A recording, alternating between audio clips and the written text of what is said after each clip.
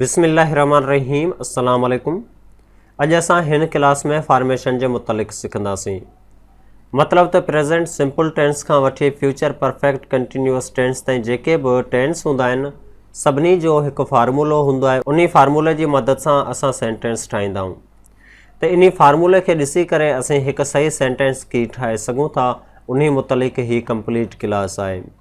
हिन क्लास खे ॾिसण खां पोइ तव्हांखे इहो फ़ाइदो थींदो त जेके बि 12 टेंस आहिनि, जेकॾहिं तव्हांखे फ़क़ति उन जो हिकु फार्मूलो ई मिली वञे त तव्हां आसानी सां उन जो सेंटेंस ठाहे सघो था। इंशाअल्लाह हिन क्लास में पाण कंप्लीट स्ट्रक्चर खे खोले करे सम्झाईंदासूं त फॉर्मेशन जो इस्तेमालु कीअं कबो आहे। त हिन क्लास खे स्टार्ट कंदा आहियूं, लेकिन इन खां पहिरीं तव्हां इन क्लास खे हेमली लाइक करे छॾियो। चलो स्टार्ट कंदा आहियूं पंहिंजी अॼु वारी हिन क्लास खे।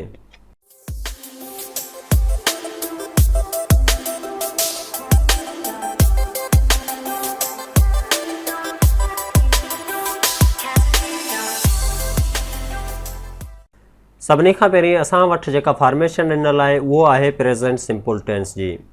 ऐं इहो ॻाल्हि यादि रखे छॾियो त चाहे प्रेज़ेंट सिंपल टेंस हुजे, पास्ट हुजे, फ्यूचर हुजे, को बि सेंटेंस हुजे, फॉर्मेशन जो इस्तेमालु करणु सेम ई हूंदो आहे। त स्टार्ट कंदा आहियूं पाण प्रेज़ेंट सिंपल टेंस खां। इन खां पोइ ॿिया बि असां एग्ज़ाम्पल ॾींदासूं। हिन प्रेज़ेंट वारे जेको सिंपल टेंस आहे इन जी फॉर्मेशन खे हाणे डिटेल सां सम्झूं था। असांजे साम्हूं हिते हिकु फॉर्मेशन ॾिनल आहे जेका आहे अफर्मेटिव जी। अफर्मेटिव जी असां वटि जेका फॉर्मेशन ॾिनल आहे उहा आहे, सभ खां पहिरीं असां वटि सब्जेक्ट हूंदो, पोइ फर्स्ट फॉर्म ऑफ वर्ब हूंदी, तंहिंखां पोइ ऑब्जेक्ट हूंदो। सब्जेक्ट छा आहे, वर्ब छा आहे, ऑब्जेक्ट छा आहे, असां इहो टेंस जी पहिरीं क्लास में डिटेल में सम्झाए आया आहियूं। जेकॾहिं तव्हां उहो क्लास नाहे ॾिठी त उन जो लिंक असां हेठि डिस्क्रिप्शन में ॾेई छॾींदासीं, जंहिं ते तव्हां क्लिक करे असांजी उहो बि वीडियो ॾिसी सघो था। त स्टार्ट कंदा आहियूं सब्जेक्ट। ॾिसो असांखे हिकु फॉर्मेशन ॾिनल आहे, हिकु असां वटि फॉर्मेशन आहे प्रेज़ेंट सिंपल टेंस जी अफर्मेटिव जी। हाणे असांखे चयो वियो आहे त हिन फॉर्मेशन जी मदद सां अव्हां को बि सेंटेंस ठाहियो, या वरी जेकॾहिं तव्हांखे प्रेज़ेंट सिंपल टेंस जो अफर्मेटिव जी जेके बि तव्हांखे सेंटेंस ठाहिणा आहिनि त उहे असीं हिन फॉर्मेशन जी बेस ते ठाहे सघूं था। उहो कीअं ठाहींदासीं ॾिसूं था। सभिनी खां पहिरीं ॾिसो असांखे ॾिनो वियो आहे सब्जेक्ट। सब्जेक्ट जो मतिलबु त कमु करण वारो। असां वटि हिकु सेंटेंस आहे, इन में आहे असद राइट्स लेसन। सम्झूं था, असद राइट्स लेसन। सबक़ खे लिखण वारो केरु आहे, लेसन खे लिखण वारो केरु आहे, असद। असद यानी कमु करण वारो आहे। इहो हिकु सब्जेक्ट आहे, इन खे असीं सभ खां पहिरीं यूज़ कंदासूं। तंहिंखां पोइ चवे थो वर्ब जो इस्तेमालु करियो। वर्ब असीं चवंदा आहियूं कंहिं बि कम खे। कमु हिन जो छा आहे, सबक़ खे लिखणु इन जो कमु आहे। मतिलबु पहिरीं असां सब्जेक्ट ॾींदासूं, सब्जेक्ट ॾिनो, तंहिंखां पोइ असीं वर्ब जी फर्स्ट फॉर्म ॾींदासीं। त वर्ब मतिलबु कमु करणु, कमु पाण। कमु कहिड़ो आहे, असांजो लिखणु। तंहिंखां पोइ आहे ऑब्जेक्ट। ऑब्जेक्ट जो मतिलबु त जंहिं ते कमु थी रहियो हुजे, कमु कंहिं ते थी रहियो आहे, लिखिजी छा रहियो आहे, लिखिजी हिते सबक़ रहियो आहे, त असीं लेसन लिखंदासीं। हाणे असीं खुली करे सम्झायूं था त असां वटि हिकु फॉर्मेशन ॾिनल हुई। फॉर्मेशन इहो हुई, सभिनी खां पहिरीं असां वटि सब्जेक्ट हो, तंहिंखां पोइ असांजी वर्ब जी फर्स्ट फॉर्म हुई, ऐं इन खां पोइ असांखे ऑब्जेक्ट ॾिनो वियो। त हिन फॉर्मेशन जी मदद सां असांखे हिकु सेंटेंस ठाहिणो हो। ठीकु, असीं ईअं ई कयो। सभिनी खां पहिरीं सब्जेक्ट में असद लिखियोसीं, वर्ब जी फर्स्ट फॉर्म ॾिनीसीं जेको असां राइट, ऐं जेको तंहिंखां अलावा ऑब्जेक्ट असीं ॾेई छॾियोसीं। हाणे असांखे जेका हिकिड़ी ॿी फॉर्मेशन ॾिनी वई आहे, उन में असांखे चयो वियो आहे त नेगेटिव ठाहियो। नेगेटिव कीअं ठाहियूं, इन लाइ असांखे हिकु फॉर्मेशन ॾिनी वई आहे। फॉर्मेशन में असांखे चयो वियो आहे सभिनी खां पहिरीं तव्हांखे सब्जेक्ट ॾियणो आहे, तंहिंखां पोइ डज़ नॉट या वरी do not. Does not, do not depend कंदो आहे सब्जेक्ट ते। जेकॾहिं सब्जेक्ट में आई हुजे, वी हुजे, दे हुजे, यू हुजे, त असांखे डू नॉट जो इस्तेमालु करिणो आहे। जेकॾहिं ही हुजे, शी हुजे, इट हुजे, त असीं डज़ नॉट जो इस्तेमालु कंदासूं। ऐं इन खां पोइ असांखे छा ॾियणो आहे, वर्ब जी फर्स्ट फॉर्म ॾियणी आहे, ऐं लास्ट में ऑब्जेक्ट ॾियणो आहे। चलो हीअ असां जेको हिकु सेंटेंस कयो, इन खे असीं नेगेटिव में चेंज कंदा आहियूं। सभिनी खां पहिरीं असां असद सेम जो सेम लिखियोसीं, छाकाणि त असद असांजो सब्जेक्ट आहे, कमु करण वारो आहे। नेगेटिव ठाहिण लाइ असांखे जेको असां फॉर्मेशन में डज़ नॉट या डू नॉट जो इज़ाफ़ो करिणो आहे। असद जेको असांखे शख़्स जो नालो आहे, तंहिं लाइ असीं हिते डज़ नॉट जो इज़ाफ़ो कंदासूं। ऐं पोइ राइट खे असीं राइट्स खे असीं राइट कंदासूं। हिते असीं एस ॾिनोसीं, ऐं हिन में असीं एस इन लाइ नाहे ॾिनो छाकाणि त हेल्पिंग वर्ब में ई एस जो ऑलमोस्ट इज़ाफ़ो थी चुको आहे। तंहिं सबबु असीं जेको आहे मेन वर्ब मां एस जो इज़ाफ़ो ख़तमु करे चुका आहियूं। ऐं लास्ट में लेटर ॾेई छॾींदासीं। हिते असां लेसन लिखियो लेकिन हिते लेटर ख़ैर आहे। तो हिन तरीक़े सां असां कंहिं बि फॉर्मेशन खे यूज़ करे सघूं था। ही हुई निडुड़ी स्ट्रक्चर जेको असां तव्हांखे सम्झायोसीं। हाणे असां बिल्कुलु हिकु एक्सरसाइज सां तव्हांखे नेक्स्ट स्लाइड ते सम्झायूं था त उहो कीअं थींदो आहे। नेक्स्ट स्लाइड में असांखे ॾिना आहे प्रेज़ेंट कंटिन्यूअस टेंस। हिते असीं डिटेल में सम्झूं था। ॾिसो हिते हाणे तव्हांखे फोकस ॾियणो आहे। पहिरीं असीं निढी एक्सरसाइज़ कई, तंहिंखां अलावा हिते असीं इनखे डिटेल में सम्झण जी कोशिशि कंदा आहियूं। हिते असां जेको आहे सो प्रेज़ेंट सिंपल टेंस जी फॉर्मेशन खे सम्झण जी कोशिशि कंदा आहियूं। इन लाइ बि सेम जेको आहे सो तरीक़ेकार ॾिनो वियो आहे त असांखे अफर्मेटिव ठाहिणी आहे।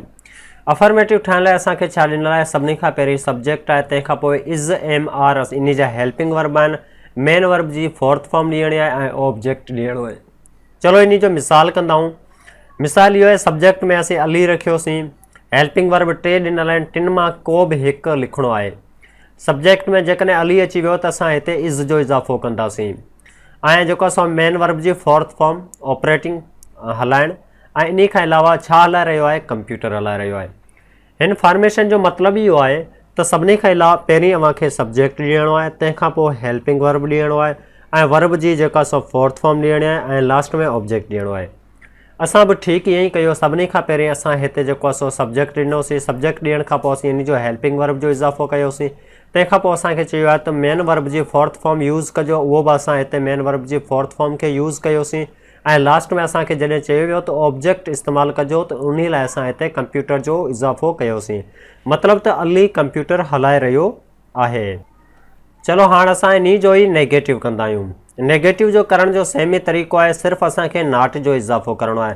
ॾिसो जेकॾहिं टेंसन जी तव्हांखे कंप्लीट वीडियो खपे जंहिंमें असां हर शइ खे डिटेल में डिफाइन कयो आहे त उन जो लिंक असां हेठि डिस्क्रिप्शन में ॾेई छॾींदासीं। जंहिं हिकिड़ी क्लास में असीं ऑल टेंस खे डिफाइन कयो आहे, एक्सप्लेन कयो आहे, उन जो लिंक अव्हांखे हेठि डिस्क्रिप्शन में मिली वेंदो, जंहिं ते अव्हां क्लिक करे उहो वीडियो असांजी ॾिसी सघो था।